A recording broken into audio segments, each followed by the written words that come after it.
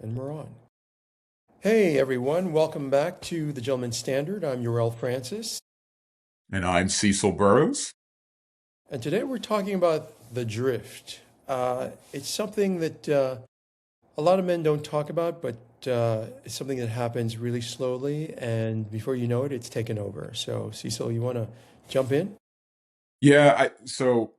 A couple of things that hit me when we started thinking about this topic, right? Again, our whole premise here is assisting our listeners, individuals who need or are looking for additional insight as they try to really secure and develop an impactful brand. Mhm. Um, Again, we don't have all the answers from that standpoint, but we try to convey to you all for individuals that have been involved in our industries for 20 years plus, in some cases 30 years plus. Um, the learnings that we've had along the way, things that have helped us develop successful careers to our degree and the things that we wanted to accomplish and our way of giving back. That's our overall goal, right? And we're going to restate that every time we engage with you all. It doesn't mean that we have figured out all the answers in every instance. There are things that we're going to revisit topic wise.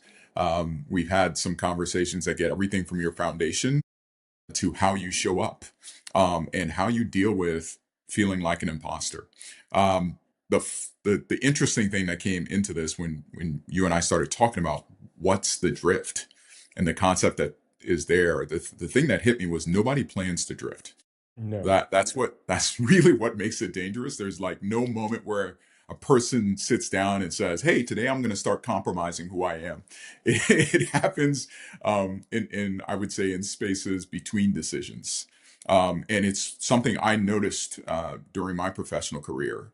Um, Luckily, in a time that I was able to kind of reverse course. The interesting thing when you start kind of bringing the real to this, we start looking at stats and, you know, me being in a business world, Urel being in entertainment, stats matter, facts matter, right? But when you start looking at the insight relative to this topic, we did a little bit of our research. We noted that only 37% of US workers are engaged at work. Mm. 31, I said 31. 31% of US workers are engaged at work, which is a 10-year low, right? So that's nearly 7 out of 10 American workers are fully there. 7 out of 10. Here's the deal. It's not laziness. It's not a generation problem. That's the freaking drift that we're talking about. People who started with ambition and purpose, and I'm gonna make sure I have the right approach. I'm gonna nail and knock this thing out of the park. I'm gonna show up as my best self. Along the way, you stop showing up that way, and that's not our intention. Is where we end up getting. And our discussion today is going to be based around that. Like, how do you start noticing it? How do you start planning against it? How do you reverse course on that? The things and all the algorithms that start moving you down paths on that, right? From that standpoint. So, love the fact that we're going to tackle this topic. Love the fact that you brought that up. That's something that we need to think about from a gentleman perspective. I think one of the things that slips by and we don't acknowledge is the comfort zone. Mhm. I think that it's the most common entry point for drifting. It's like things when you're in a job and things are going well, and you feel like you've hit your goals, discipline sort of starts to drift, and you lose that sharpness and that urgency, which speaks to your stats. Um, and the interesting is, can a man have ambition and comfort at the same time, or does comfort always slow the standard down? That's a question. That's a very powerful question. It's interesting. Where I started noticing some of this stuff Mhm. as I was kind of going through the research portion of this is I started getting in places and spaces where I felt like, hey, I know how to make my way in this room. I know this Mhm. topic. I own it. I feel good about it.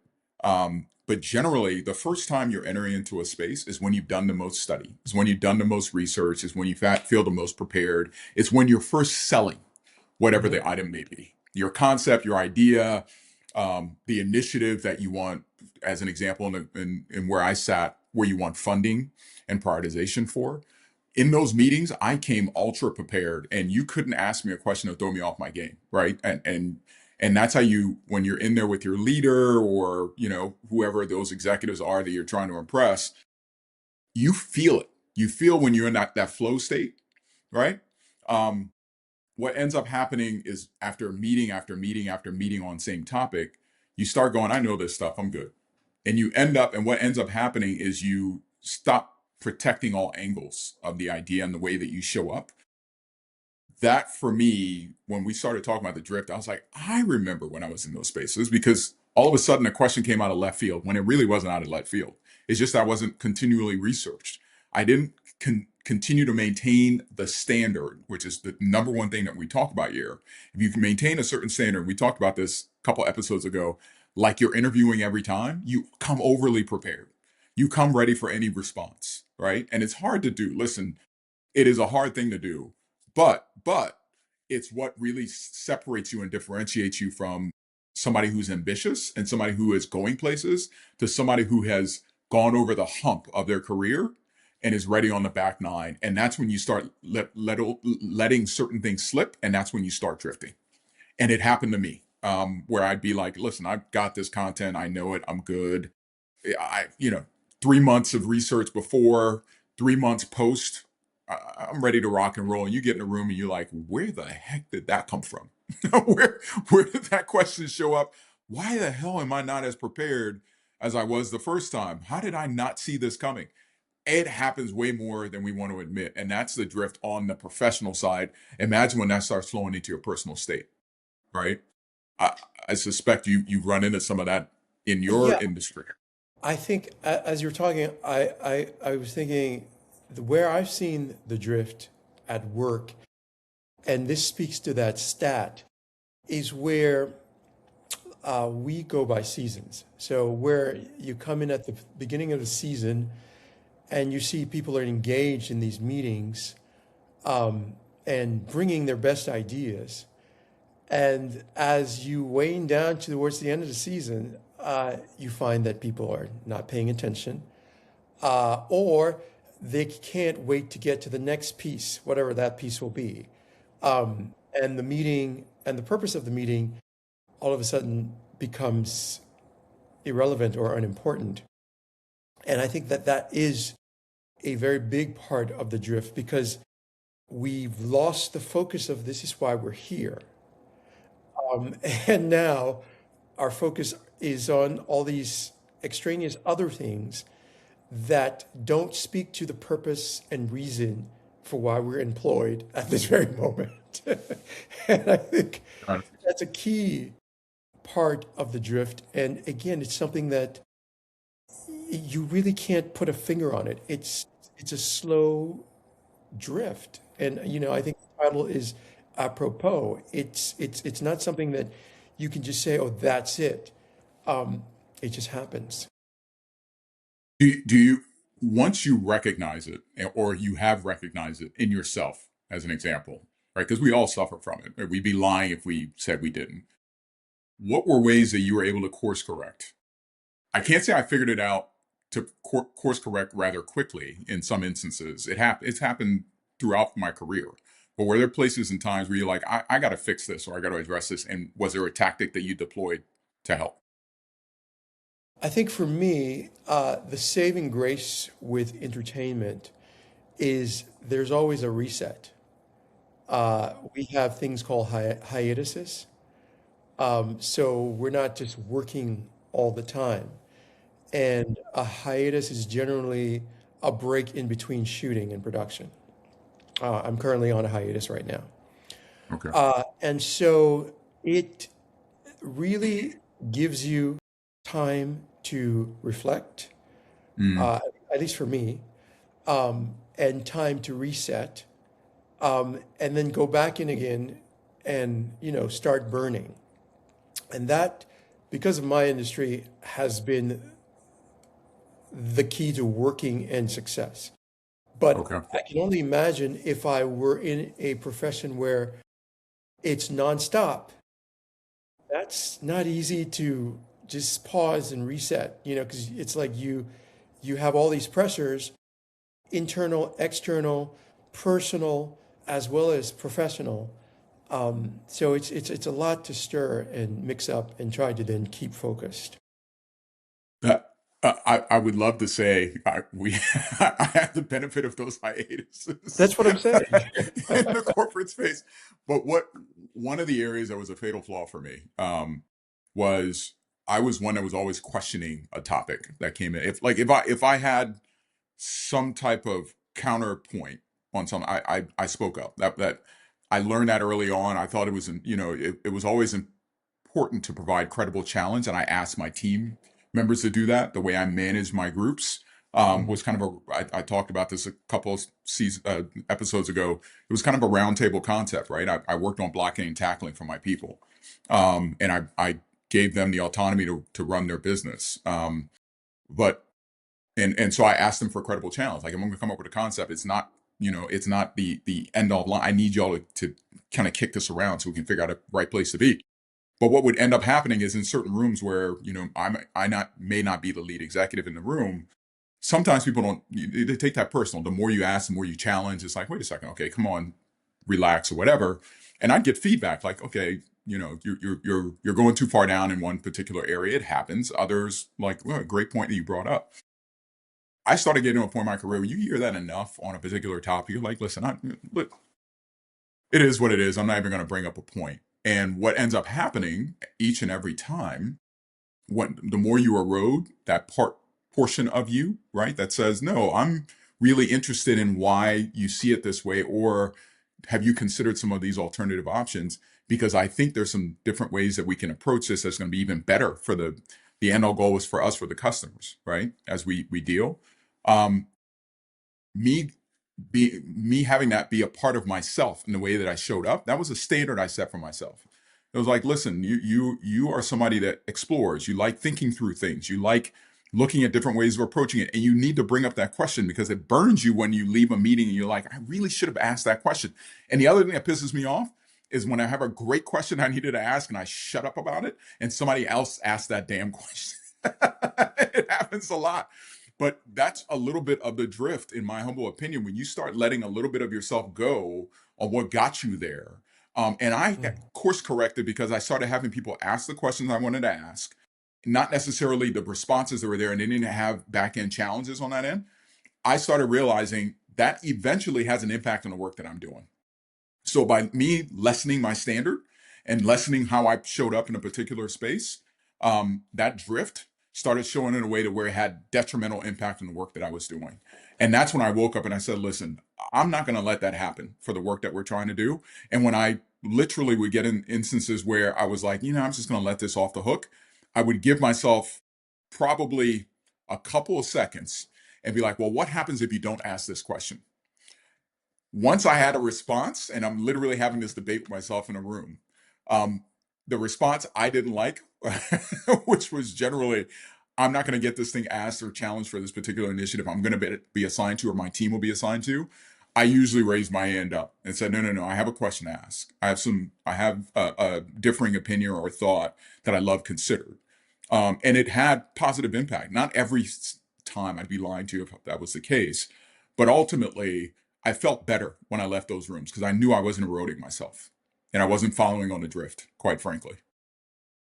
I So, think that for me, another place that I've drifted, so to speak, uh, when I was younger, I think I was extremely ambitious. And I was always out there, just putting myself out there, hustling, just networking. I just would be at everything, doing everything possible, just networking. And these days, I just, you want to be home, relaxing? and that goes back to the comfort zone that we were talking about, the comfort trap. And you get comfortable, and you lose that sense of urgency, and you lose your sharpness, and you ask yourself, well, I'm comfortable, but I'm not where I want to be. So but I'm in a place where it's great. And so it's just like one of those things that's just like it's a dilemma. And it's really hard to navigate as you get older, because you're still ambitious, but you're not as cutthroat, as savage, as you know, uh, pointed on your career as you were when you were younger. And I feel that that's definitely a part of the drift. Can you be both ambitious I and think comfortable? it's hard. It's hard because I think that uh, being comfortable is a trap, or the trappings of being comfortable are very comfortable. And so when you get to a point where, you're living and you have like no issues, and you can take the vacations of your dreams, and your priorities shift. And then you have to, you know, pick, which do you prefer? Is it a quality of life, or is it chasing the dream? And those are questions that I think you have to ask yourself long and hard, and come up with a solution for yourself. And it's something I grasp and struggle with every now and then. Yeah, from from my professional experience, the way I used to look at this is it's a great freaking topic. The way I used to look at this is, well, every 3 to 5 years. And that everybody always asks you, what was your 5 year plan? I don't know if you all got that in the entertainment space. But that was always the ask, what's your 5 year plan? And my goal was to enter into a role.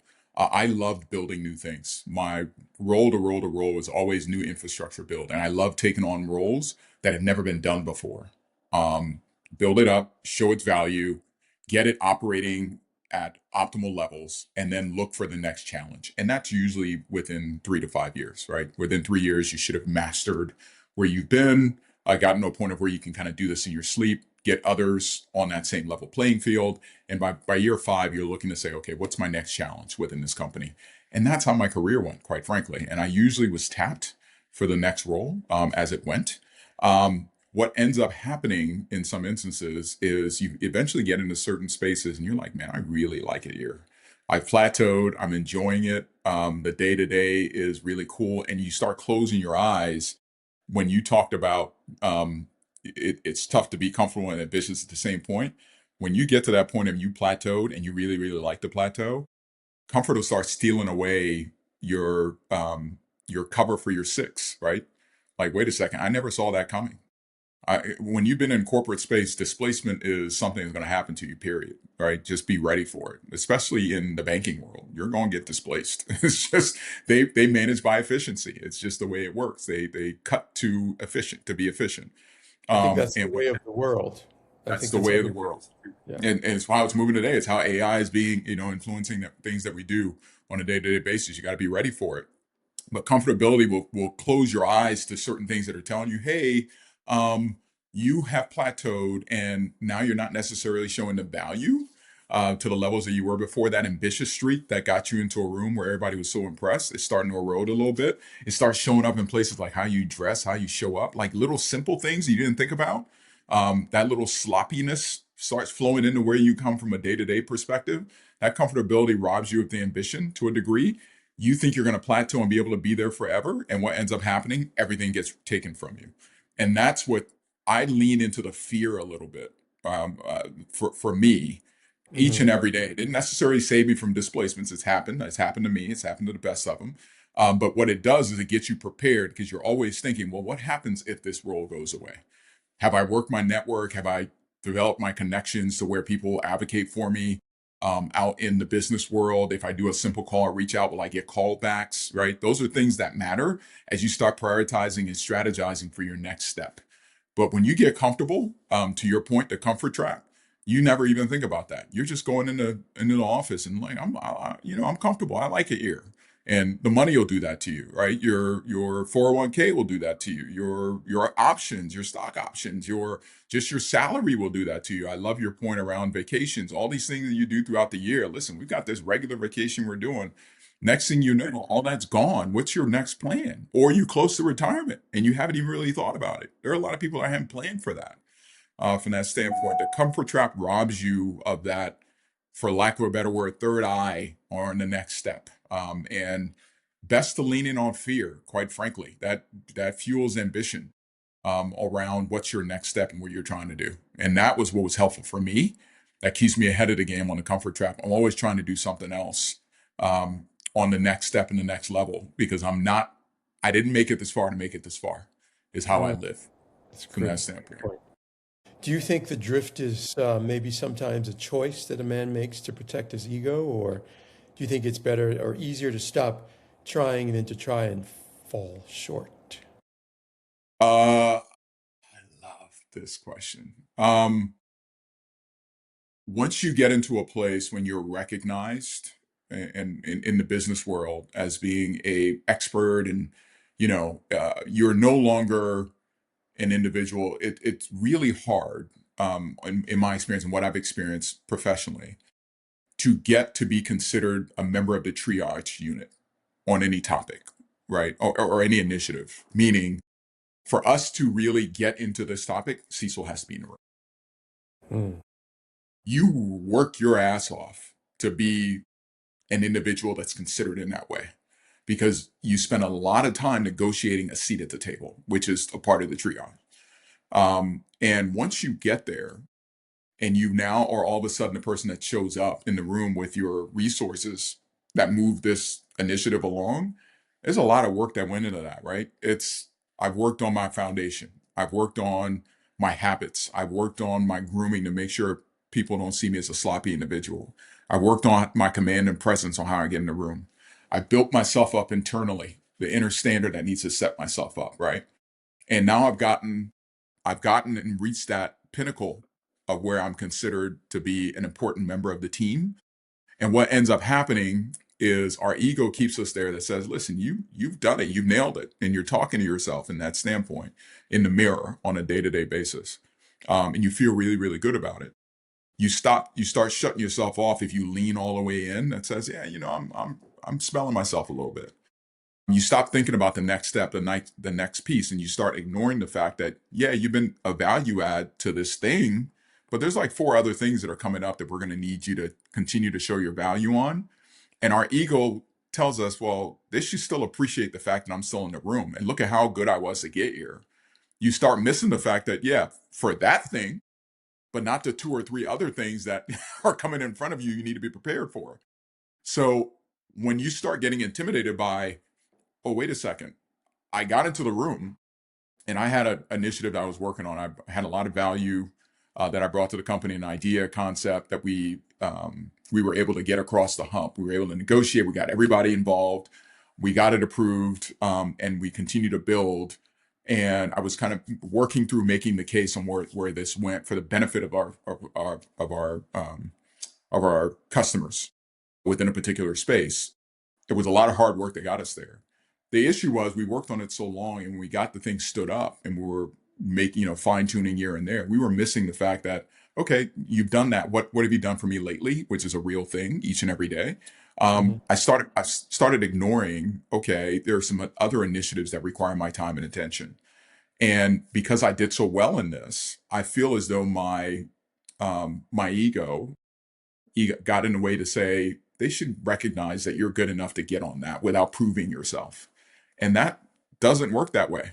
Realistically speaking, no one cares from that standpoint. And once that starts happening, you start noticing it. You lean more. Your natural proclivity is to lean all the way in on. But I'm still really good on this side, so I'm gonna lean in on the drift where I'm comfortable, and stop trying to take on this other stuff, because it's going to be so hard to kind of make those two connections, or that jump on where I need to get for the other thing. And it definitely is a detractor. And it's the erosion towards the drift, playing on your ego. Your ego starts fighting for you on relevance, and doesn't allow you to see where you have gaps to continue to show your value. Because when you can't show your value, it's the quickest way to be let go in the corporate space. Absolutely. I think your point about fear is really crucial because I think there's two sides of the coin with fear. I think there's the side of the coin that fear of success, and Hmm. the other side of the coin, fear of failure. And I think that they both play into ego and into drifting away from you aspiring, striving, and it just feels like that can be a weight that can hold people back. Um, just being sort of what's the word when you're just paralyzed from the fear of moving forward. I mean, I think that's a real crucial proponent or part of the drift. What You, do you think? well, here's the deal. And when we started going down path on this, right? When we talk about ego and the drift, one of the things when I was researching this topic that I saw that was really, really interesting to me is 45% of Americans say that their personal identity changed significantly over 5 years, which is crazy. We talk about setting a standard, an inner standard that got you in a particular place, that helped you accomplish certain things, and you had to change it that significantly within that period of time. And I talk about it's a 5 year plan for a lot of us. Like that is crazy. I mean, Insane. at least in my space, because what are you changing towards? Or what are you changing for? And what are you changing to? From that standpoint, that's a lot of drift. That's a lot of erosion. That's and listen, it's battle scars too. Let's be honest, right? You live and you learn. Everybody tells you. You enter into certain spaces and you get busted down a couple of pegs. I've been busted down a couple of pegs. I've been busted down a lot of pegs in some instances. From that standpoint, you got to build yourself back up. But 45% of us, just about half, consistently having to change our inner values, our inner selves, our personal identity just to fit in, just to be comfortable, right? How do you combat that on a consistent basis without having true values established and a plan and strategy on how to avoid the drift? I don't have the answer to that, quite frankly, because I've had to deal with the scars. I've had to change myself in some instances. And quite frankly, listen, I'm gonna be real honest in this space. As an African American male sitting in banking in the corporate world specifically, there's an element of where people just assume code switching is a thing, right? That hey, that's not how you sound all the time. That's not who you are all the time. And coming from internationally based parents and from an international space, international place, you generally have to be a chameleon in some instances from that standpoint. But your inner value keeps that thread going through from that standpoint. If I have to consistently change who I am, I eventually am no longer myself, and I can't look at myself in the mirror and be like, "Who the hell are you?" That's a tough thing to realize when you wake up one morning, you're looking at yourself, getting yourself prepared for the day, and you're like, who the hell am I staring at? Just to go Mm. into a place and just pay bills, which is really what you're doing. The Mhm. drift will make you get into those particular uncomfortable spaces. You've got to have a plan to strategize against it.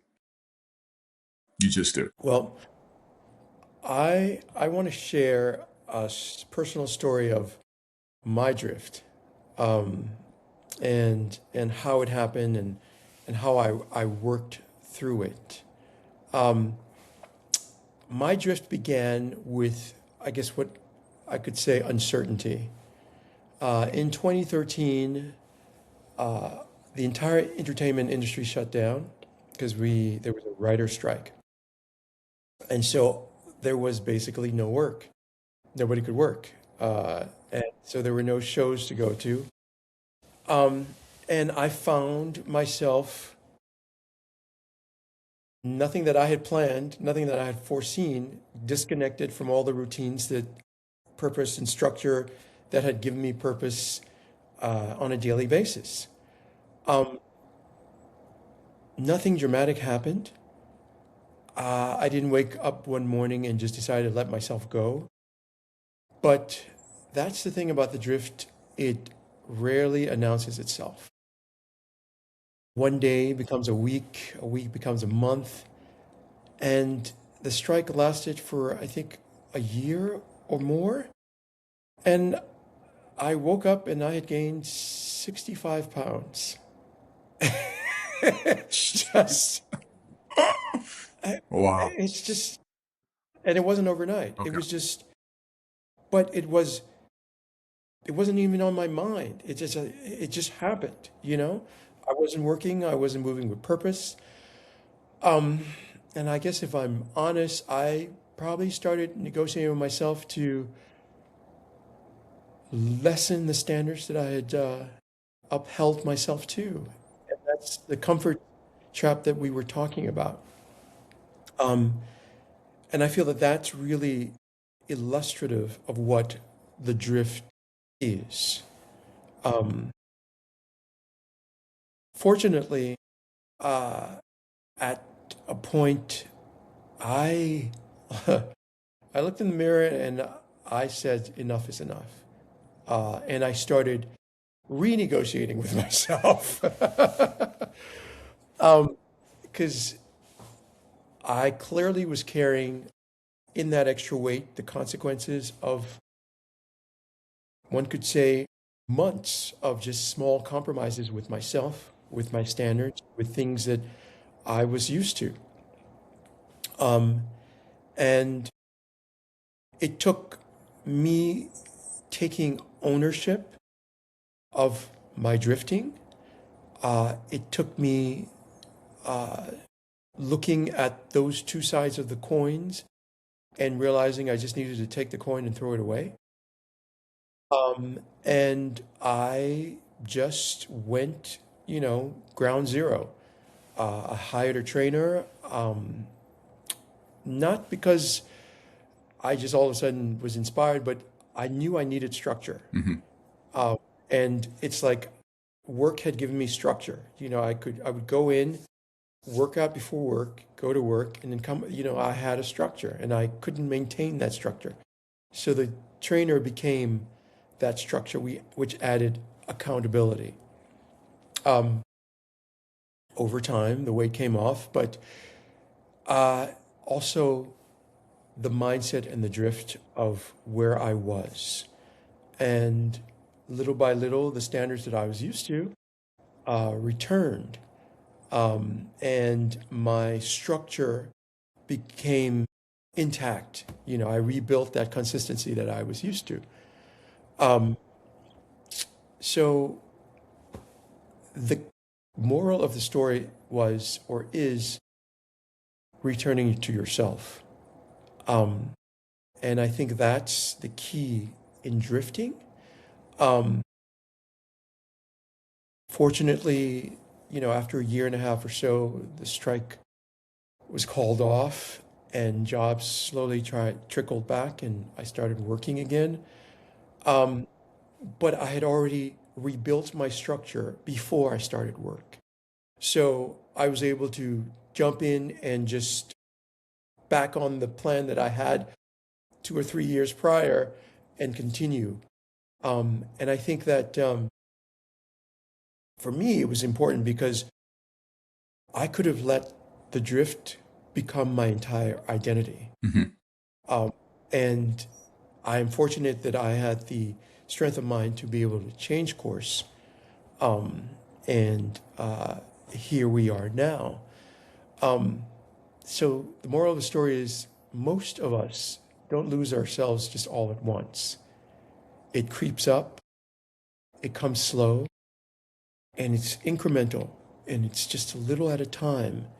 And then before you know it, you wake up and it's Yeah. there. And it's like you have to either fight through it or come up with a plan. And that's my drift story. That's an amazing reset for you to recognize it and be actionable about it and doing that.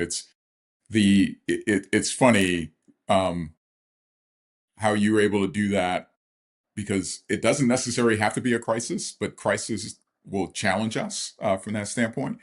It doesn't have to be dramatic necessarily for you to do a reset, but I will. So I'll do a quick one on my reset. The pandemic, right? It's the easiest way to go about it because the pandemic just changed the way and the DNA of how we operated and functioned.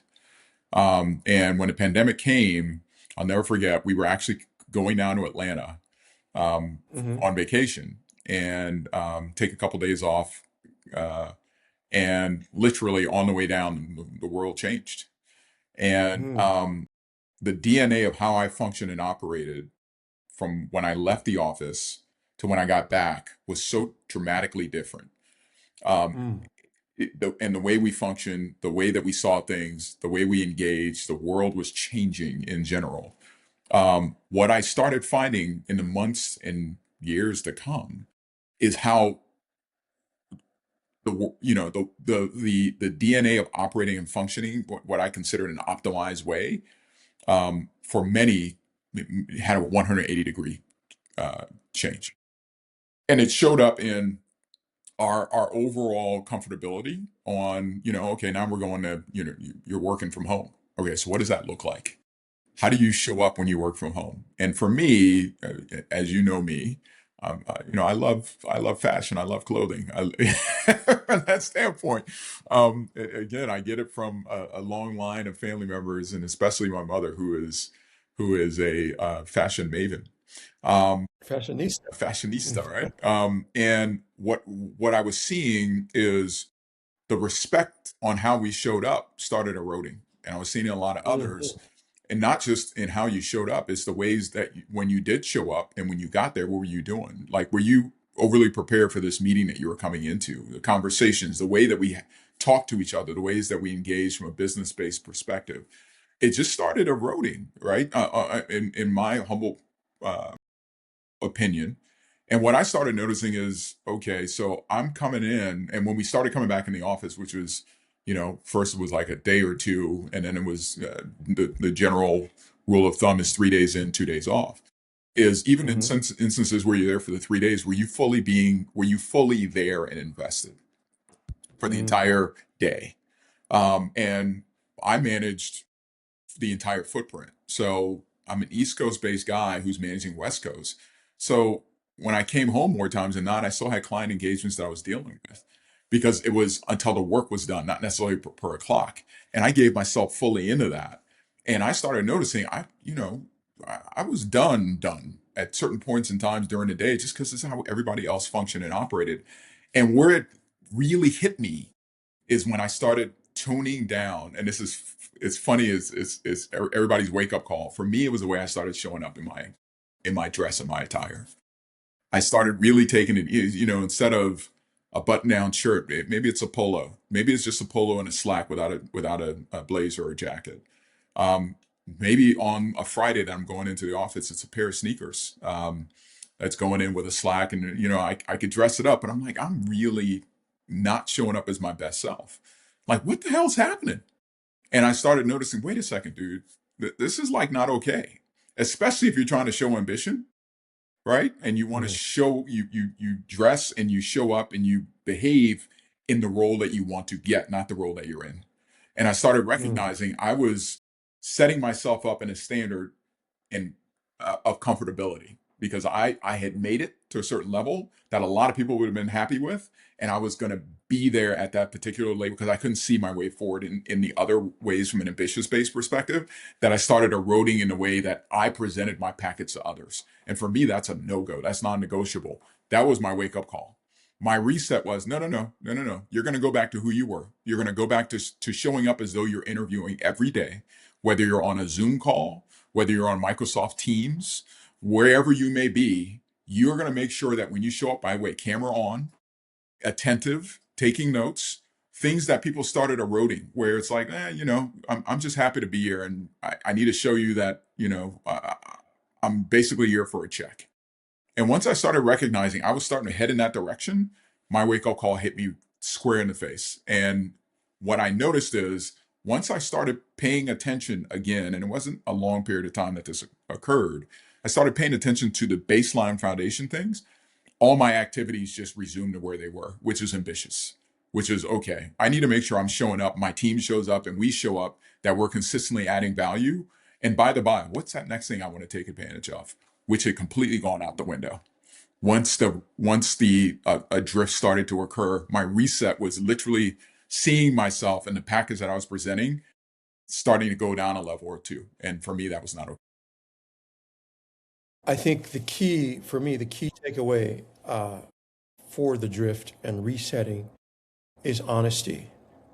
Being honest with yourself, having those hard questions, asking those hard questions to yourself, of yourself, and then making those choices, which are sometimes not easy, to reset. And I think for me, that's how I navigated it.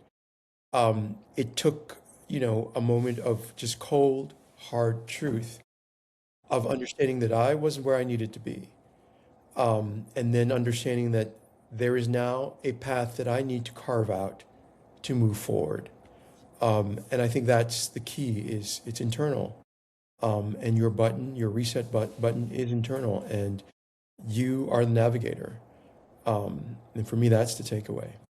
It's the research tells us 38% of people feel a sense of liberation after they question who they are. Right? The whole thing here is this doesn't need to be the end of the story when you start feeling yourself drifting. The big hook line here is when you catch it, what do you do? And whether you're catching it early enough to do something about it, right? Before you completely move out of who you truly are to where a conversation needs to be had.